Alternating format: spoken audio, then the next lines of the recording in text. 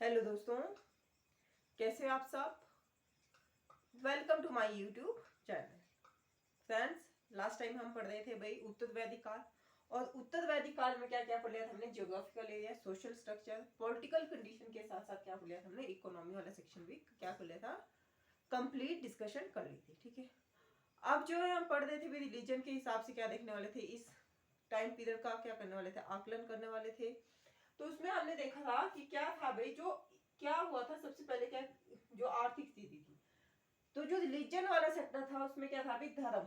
Religion कैसा था, यज्ञ और क्या होते थे भाई, जितने भी मंत्र का उच्चारण किया जाता है, ये क्या है, इस काल की देन हमें दिखाई पड़ती है। ठीक है, ये वाला लास्ट वाला है आर्थिक स्थिति, जो हमने पिछले वाली वीडियो में क्या किया था, डिस्कशन किया था। और जो गोल होता था, मतलब धर्म को मानने के पीछे या ये बड़े बड़े यज्ञ करने या अनुष्ठान करने के पीछे का क्या होता था भाई, भौतिक सुख की क्या करनी थी, प्राप्ति करनी थी। ठीक है, और क्या होते थे, बहुत बड़े बड़े धार्मिक अनुष्ठान किए जाते थे। लेकिन उसमें क्या होता था, इसमें एक और बात आपको याद रखनी, ये मंदिरों में नहीं आयोजित किए जाते थे। ठीक है, फिर क्या था, अभी हमने पढ़ा था कि जो वैदिक टाइम पीरियड है उसमें क्या था, इंद्र, वरुण और अग्निदेव क्या करते थे, बहुत ज्यादा इंपॉर्टेंट रोल प्ले किया करते थे किसमें, सोसाइटी में। ठीक है, और इन्हीं को क्या माना जाता था, सबसे ज्यादा पूजनीय देव भी माना जाता था। लेकिन जैसे जैसे टाइम पीरियड आगे बढ़ा या क्या होने लगे, चीजें चेंज होने लगी, या उत्तर वैदिक काल में क्या दिखाई पड़ता है, बहुत बड़े बड़े चेंजेस दिखाई पड़ते हैं, या बहुत बड़े बड़े क्या दिखाई पड़ते हैं, बदलाव हमें दिखाई पड़ते हैं, जिसकी वजह से क्या है, पूरा का पूरा ही क्या हो जाता है, ये वैदिक टाइम पीरियड से क्या हो जाता है, अलग हो जाता है। तो क्या था अभी, टेम्पल्स, प्रजापति क्या हो गए थे, सृजन के देवता। विष्णु को क्या बताया गया है अभी, लोगों का पालन करता है ये, है ना। और जो रुद्र थे वो क्या थे, पशुओं के देवता थे। ठीक है, अब एक और चीज जो थी भी हमने डिस्कशन की थी, पूषण क्या थे भी, शूद्रों के क्या थे, देवता थे। ठीक है, शूद्रों के क्या बने थे, ये उत्तर वैदिक टाइम पीरियड में बने थे। पोस्ट वैदिक सिविलाइजेशन में या पोस्ट वैदिक टाइम पीरियड में क्या बन गए थे, पूषण शूद्रों के देवता थे। लेकिन जो वैदिक टाइम पीरियड है हमारा, वैदिक सिविलाइजेशन है, उसमें क्या है, पशुओं के क्या थे, ये देवता थे। ठीक है, ये होगी हमारी पहले की बात। और आर्थिक स्थिति में जो प्राइमरी सेक्टर क्या था, कृषि हो गया था, खेती की जाती थी। और कृषि में, खेती में क्या, कहाँ कौन कौन से रहते, गंगा घाटी, गंगा यमुना के जो बीच वाला क्षेत्र था, या इस मतलब ये गंगा और यमुना घाटी, इसमें क्या होता था, पूरे के पूरे एरिया क्या हो गया था, हमारे उत्तर वैदिक टाइम पीरियड में इंक्लूड हो गया था। ठीक है, और लोहा के बारे में भी लोग जानने लगे थे, क्योंकि इससे बने हमें क्या दिखाई पड़ते हैं, मतलब बहुत सारी चीजें दिखाई पड़ती हैं। अब जब लोहे के औजारों का उपयोग होने लगा कृषि में, तो क्या हुई, इससे फसलें, जो नंबर ऑफ क्रॉप्स थी वो क्या होगी, इंक्रीज होगी। ठीक है, और जो सबसे इंपॉर्टेंट क्रॉप थी वो हो गया था, धान हो गया था। ये जो सबसे जरूरी फसल थी या सबसे ज्यादा उगाई जाती थी वो थी धान हो गया। फिर प्रोडक्शन बढ़ी, जैसे नंबर ऑफ क्रॉप्स बढ़ी वैसे वैसे प्रोडक्शन भी बढ़ने लगी, है ना। जैसे बेटर फैसिलिटी मिलने लगी ना कृषि के सेक्टर में, जनसंख्या में भी वृद्धि हुई। एंड व्यापार वाले सेक्टर में भी क्या दिखाई पड़ता है हमें, बहुत सारी इंप्रूवमेंट दिखाई पड़ती है। ठीक है, तो ये होगी पहले की बात। अब जो है हम अब डिस्कशन करने वाले इससे आगे की चीजें, और इसी के साथ ही क्या हो जाएगा, ये वाला सेक्टर हमारा या धार्मिक स्थिति वाला सेक्टर भी क्या हो जाएगा, कंप्लीट हो जाएगा। लेकिन उससे पहले, आज की वीडियो को स्टार्ट करने से पहले आप क्या कर सकते हैं, चैनल को लाइक कर सकते हैं, शेयर कर सकते हैं, एंड क्या कर सकते हैं, सब्सक्राइब भी कर सकते हैं।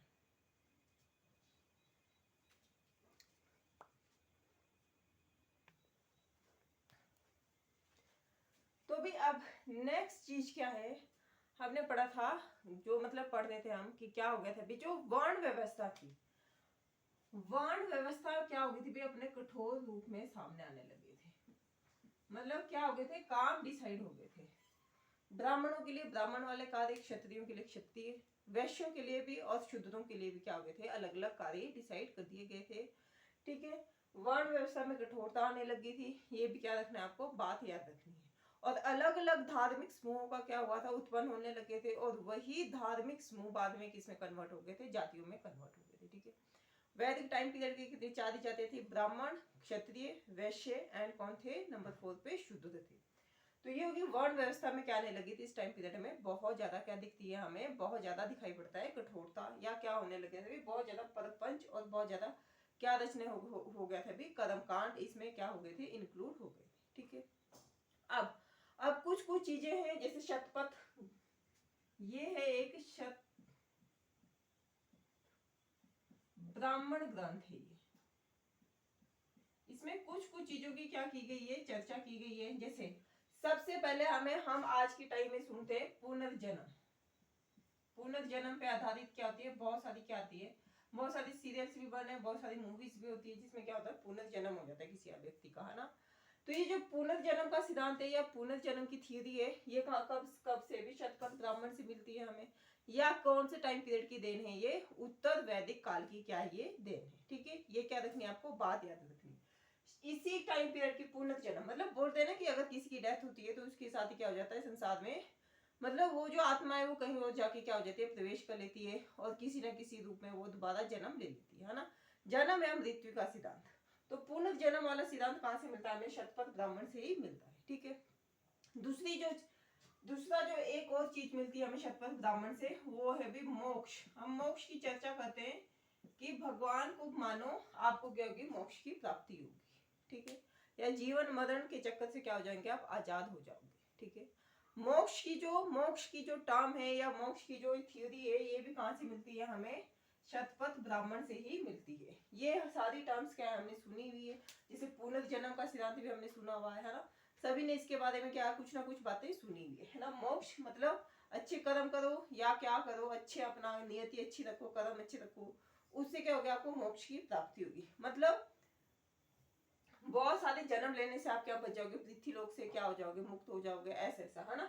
फिर नेक्स्ट वन क्या है भी, स्त्रियों को क्या बोला जाता है, स्त्रियों को हमने एक टर्म सुनी है, अर्धांगिनी।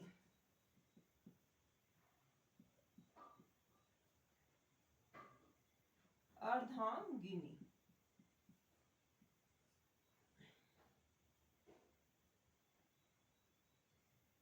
है ना। स्त्रियों के हमने सुना है कि स्त्रियों को क्या बोला जाता है, अर्धांगिनी बोला जाता है।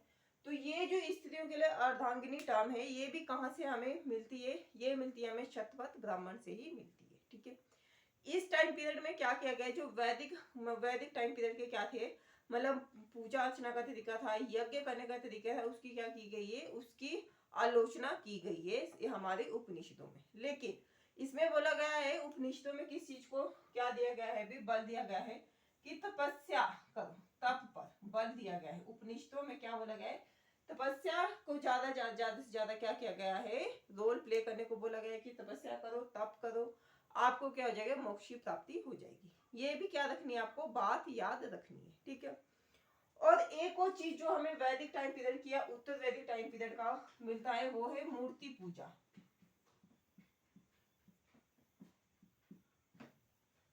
मूर्ति पूजा का भी क्या है, यही टाइम पीरियड है जब हमें क्या मिलता है, उल्लेख मिलता है। ठीक है, वैदिक टाइम पीरियड में ऐसा कुछ भी नहीं था। मूर्ति पूजा का उल्लेख हमें सर्वप्रथम कहाँ मिल रहा है, भी उत्तर वैदिक टाइम पीरियड में मिलता है ना। और क्या मिलता है, आभास होता है कि हाँ भी इस टाइम पीरियड में क्या हो गया था, मूर्ति पूजा का मतलब शुरुआत हो चुकी थी। ये भी क्या रखनी है, आपको बात याद रखनी है। तो सबसे पहली टर्म क्या थी, शतपथ ब्राह्मण, पुनर्जन्म, मोक्ष, और स्त्रियों को अर्धांगिनी बोला गया है। ठीक है, फिर क्या था भाई, जैसे आज के टाइम पीरियड में क्या होते हैं, ऋण होते हैं, है ना, ऋणों की व्यवस्था होती है, ऋण। ये भी क्या होते थे, ऋण आपको चुकाने पड़ते थे। सबसे पहला जो ऋण था वो था पितृ ऋण। अगर आप इन तीनों ऋण को चुका पाते थे, देव ऋण, तो आपका जीवन क्या माना जाता था भाई, आपका जीवन माना जाता था सबसे पहले ऋषि ऋण। ठीक है, क्या माना जाता था, सफल माना जाता था अगर क्या कर लेते थे आप, इन तीनों ही इसको क्या कर लेते थे, व्हाट इज दिस,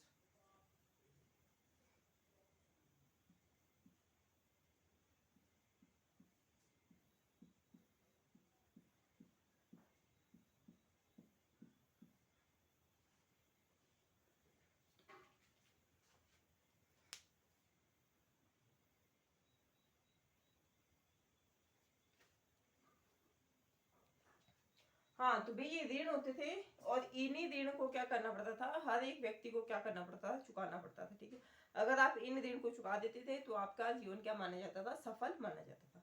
आज के लिए क्या है, इतना ही है। हम क्या करेंगे, नेक्स्ट चीजों को नेक्स्ट जिसमें क्या करेंगे, डिस्कशन करेंगे। आप क्या कर सकते हैं, चैनल को लाइक कर सकते हैं, शेयर कर सकते हैं, क्या कर सकते हैं, सब्सक्राइब भी कर सकते हैं। ठीक है, थैंक यू फॉर वॉचिंग।